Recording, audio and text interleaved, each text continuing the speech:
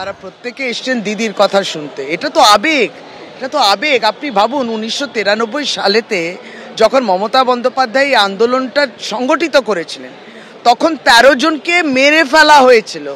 তখন তদানীন্তন বামপন্থী সরকার, লাল পার্টির সরকার ছিল, এবং তারা ওই আন্দোলন দেখে মমতা বন্দ্যোপাধ্যায় লড়ছিলেন কিসের? যে আপনার হাতেও ভোটার কার্ড থাকুক, আমার হাতেও ভোটার কার্ড থাকুক। এই লড়াইটা তো মানুষের আন্দোলন ছিল। তাতে চললো গুলি, 13 জন মারা গেলেন। আজকে বলে না, এই কার্ডগুলো ভোটে চলতে পারে না। ভয়ানক পরিস্থিতি, যার জন্য 1993 সালের 21শে জুলাই লড়াই, ঘুরে ফিরে আবার আমার হাতে ভোটার কার্ড, সেটা বিপন্ন, বলছে গ্রহণযোগ্য নয়। লড়াইটা অনেক দূর যাবে। 21শে জুলাইয়ের তাৎপর্য বোঝাচ্ছিলেন মন্ত্রী শশী পাজা। বিভিন্ন জায়গার ছবি আপনাদের সামনে রেখেছি।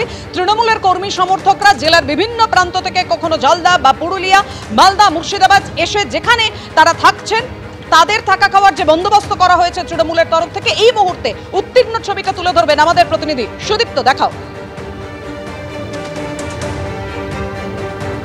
একদমই তোমাকে দেখাবো যে মন্ত্রী শশী পাজা যে কথা বলছিলেন, যে তৃণমূল কংগ্রেস কর্মীদের কাছে 21শে জুলাই কিন্তু একটা আবেগ। কিছুক্ষণ আগে তিনি এসেছিলেন এবং উত্তীর্ণে যেটা জানা যাচ্ছে যে অন্তত 1000 মানুষ রাঢ় বাংলার পুরুলিয়া থেকে কিন্তু তারা এসছেন এবং তাদের থাকা এবং খাওয়ার ব্যবস্থা করা হয়েছে। আমরা দেখতে পাচ্ছি স্থানীয় কাউন্সিলর দেবলীনা বিশ্বাস, তিনি কিন্তু তার নজরদারিতে কিন্তু এই কাজ চলছে, যে সমস্ত রাঢ় বাংলা থেকে যে সমস্ত মানুষ এসছেন তাদের হাতে খাবার এবং জল তুলে দেওয়া হচ্ছে, এবং ভেতরে যে স্টেডিয়াম রয়েছে সেখানে কিন্তু থাকার ব্যবস্থা করা হয়েছে, এবং বাংলার যে আবেগ, অর্থাৎ সেই আবেগকে কিন্তু আগামীকাল তুলে ধরা হবে, এরকমই কিন্তু মনে করা হচ্ছে।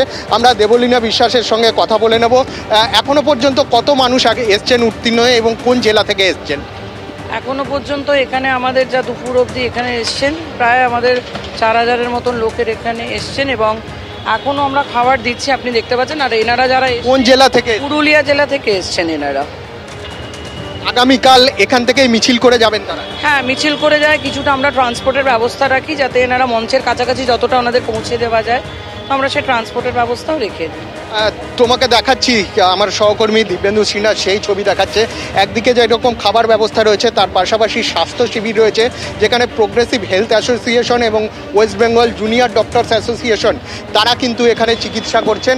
যারা এসছেন প্রধানত পুরুলিয়া জেলা থেকে, যে সমস্ত তৃণমূল কর্মী সমর্থক 26শে বিধানসভার নির্বাচনের আগে তৃণমূল সুপ্রিমো মমতা বন্দ্যোপাধ্যায়, অভিষেক বন্দ্যোপাধ্যায়, অন্যান্য তৃণমূল নেতৃত্ব কি বার্তা দেন সেই জানার জন্য তারা কিন্তু এখানে উপস্থিত হয়েছেন। প্রায় 4000 মানুষ রয়েছে, তুমি বুঝতেই পারছো, এবং তাদের অনেকেরই কিন্তু শরীরের সমস্যা হতে পারে, এবং সেই জন্য এখানে স্বাস্থ্য শিবির রয়েছে এবং এখানে খাওয়া দাওয়ার ব্যবস্থা রয়েছে। তুমি জানো যে পদার্থবিদ্যার খুব সাধারণ একটা সূত্র, E=mc²।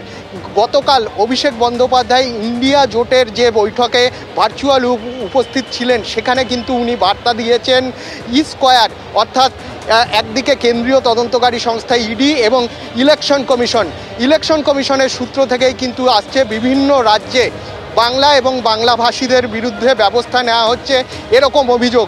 এবং সেই বিষয়ে 2026-এর আগে বিধানসভা নির্বাচনে তৃণমূল কংগ্রেসের তরফ থেকে কি বার্তা দেওয়া হয় সেই জানার জন্যই কিন্তু উত্তীর্ণ থেকে দলে দলে মানুষ আগামীকাল সকাল হতেই কিন্তু ধর্মতলা শহীদ সমাবেশে উপস্থিত হবেন।